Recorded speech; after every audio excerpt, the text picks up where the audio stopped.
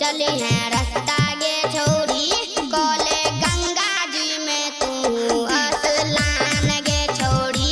भोला बाबा बनाई दे तो हर काम गे छोड़ी हम ही बना देबो कन्या गे भोला बाबा बनाई दे तो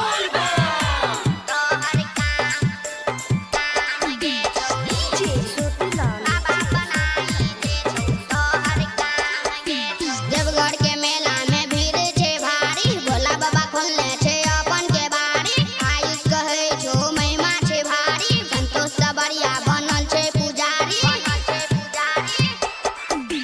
देवघर के मेला में भीड़ छे भारी भोला बाबा खोलने छे अपन के बाड़ी आयुष कहे छो महिमा छे भारी संतोष सबरिया बनल छे पुजारी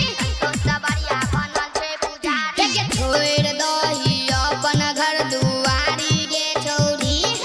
तोहर बिनती सुनतो भोला त्रिपुरारी गे छोड़ी कोले गंगा जी में तू असलान गे छोड़ी भोला बाबा बनाई दे तो हर काम गे छोड़ी साचे कहै छियो Presented by Savaria Music.